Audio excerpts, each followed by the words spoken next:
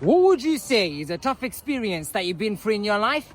And how would you say you've overcome it? This is the most miserable place in the whole entire world. We live in a self-deprecating society where the norm is to self-deprecate. Who do you think you are if you talk about your grand dreams? Or society don't encourage that. It encourages you to stay in your little box, be small, step small. And that way of thinking is one that enables you to be controlled. Aside from that, there's a serious, bare lack of community. And people feel need to escape rather than live their life. It's the means of escape. Alcohol also has a detrimental effect on the body and the mental state. There's also escapism now through the phone. It used to be through television. The community spirit is very much lacking. There's a culture of individualism. There's a culture of disconnecting from people. Why do you think the country has become like more divided today than ever before? Cost of living.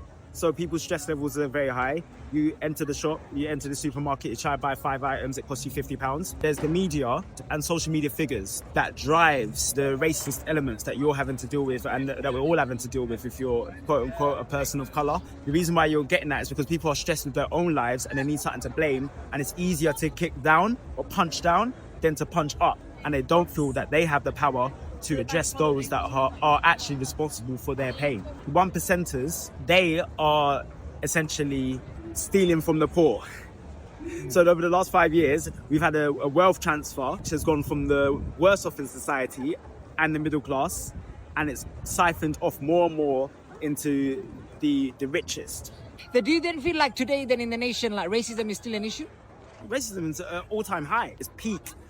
Very high. Elders in the society that lived through the 60s, 70s, 80s and saying in certain circumstances, this is as bad or worse. Basically, it's like cycles. And we're at the lowest point now. You were saying earlier when you talk about this topic, you get racist comments. So that, for example, like there was a video, the guy talked about Pakistani bashing.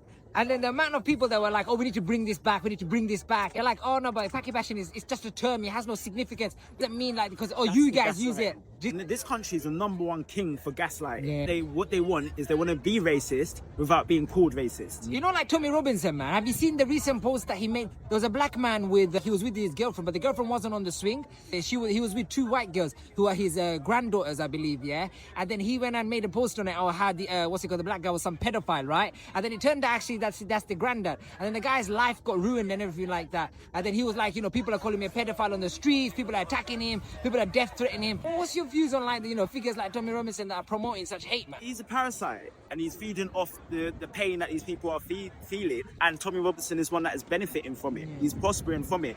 And he don't give a fuck about the people that he's brainwashing with his language. He himself is just a tool. His name's not even Tommy Robinson. Something, Stephen something. Yeah. So he changed his name Tommy so he could be relatable, you know what I mean? Like, he's trying to be, get in there. Yeah. He ain't even English, man. He's Irish. And look what side he's on, even. He's not even speaking up for the Irish. But figures like that, they're pushed to the forefront.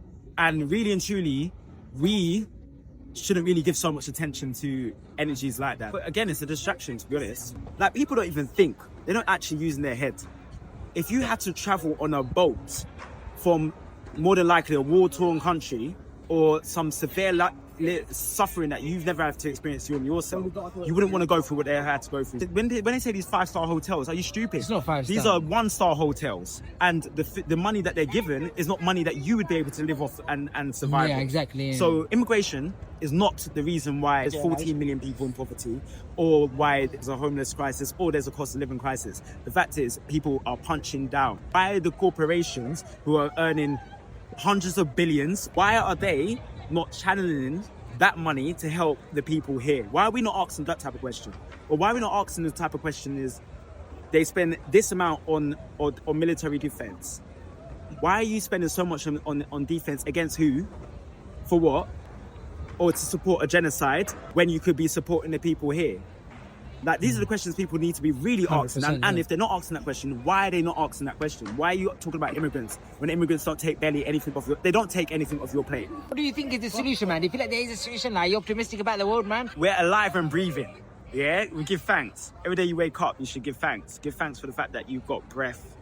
Give thanks for the fact that all the elements that exist that make you what you are here, and they don't have to be victim to the past. We don't have to be victim to the present, and we can definitely shape the future if we are present and we make the most of this gift that is present. And also, if we focus our energies more on ourselves and as a community. So ourselves, leave no one behind. If you start thinking of yourself, what is my role in this world, and others, how do we help each other, then what this and that one is doing in terms of governments and organizations becomes secondary. Because once the people connect as the people, and the people recognize that they are the people, then the government will serve the people. So really and truly, I have optimism because I know that there is an awakening happening, and the people are starting to see their own light and see themselves that they have the power.